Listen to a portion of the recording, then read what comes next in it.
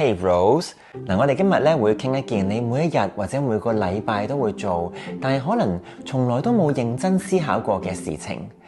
對大多數男人嚟講，自我愉悅就好似開快車咁樣樣，我哋跳過晒啲風景啦，一心想衝向終點線，然後喺射精後幾秒鐘感覺到空虛，甚至乎有一啲疲累嘅感覺。呢啲唔係你嘅錯，呢啲係我哋嘅生理嘅本能。但係今日我想邀請你做一場實驗，唔係為咗追求更強嘅嗰種噴發力，而係為咗重新攞返你對感官嘅控制權。呢個係一場屬於男人嘅性能量訓練。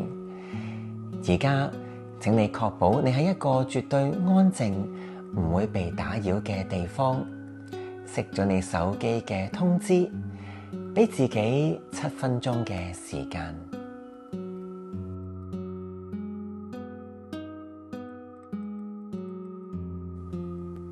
首先，請你合上眼睛。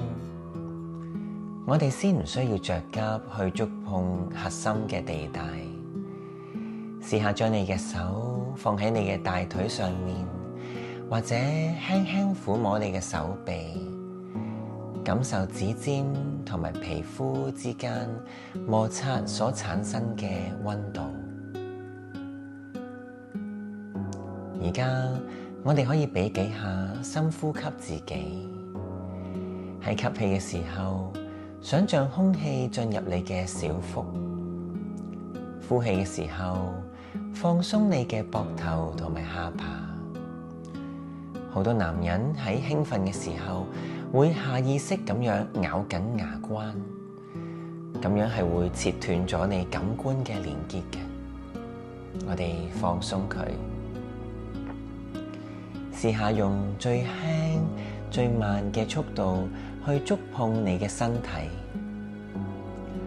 如果你感覺到你嘅大腦而家催促緊你，叫你快一啲啊，咁我哋就睇一睇呢個念頭，然後同自己講：而家我哋都唔係趕時間啦。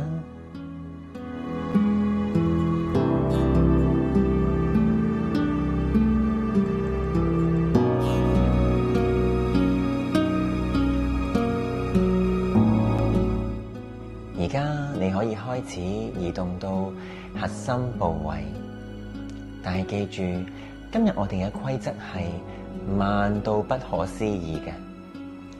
請你用一啲嘅潤滑劑，感受嗰種濕潤同埋滑捋捋嘅感覺。唔需要用平常嗰種好急啊，捉到好緊嗰種。試下用你嘅手指圍一個圈，又或者輕輕咁樣滑過呢啲嘅方法。當你感覺到嗰股嘅熱能，嗰種想衝刺嘅衝動升起到大概有6分嘅強度嘅時候，請你停低落嚟。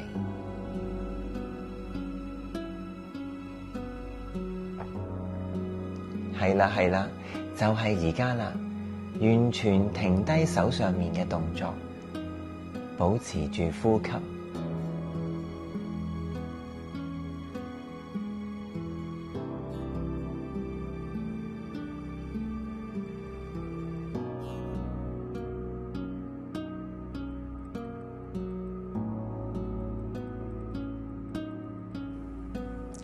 非常之好啊！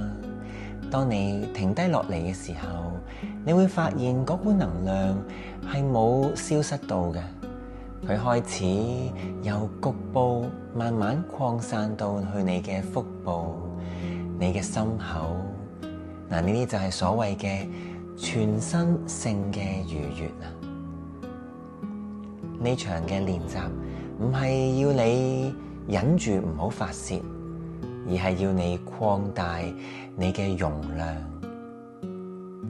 當你再次開始嘅時候，你可以將呼吸帶入去每一個動作。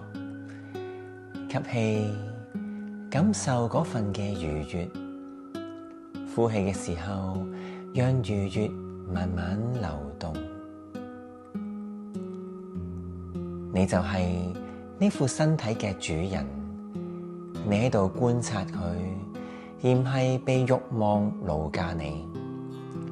無論你最後選擇釋放，又或者選擇保留呢股能量，你都已經完成咗呢一次高質量嘅自我連結啦。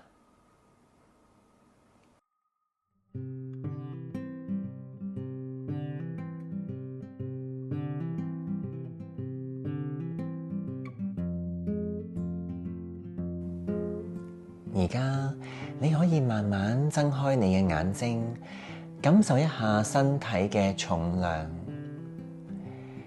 呢場練習能夠幫你建立更強嘅性自信，因為你證明咗自己可以控制衝動，而唔係被衝動帶住你走。如果你鍾意呢一種高品質嘅自我愉悅，今晚可以再試一次。我係 Sensitive Flow 嘅 Hugo，我哋下次再見。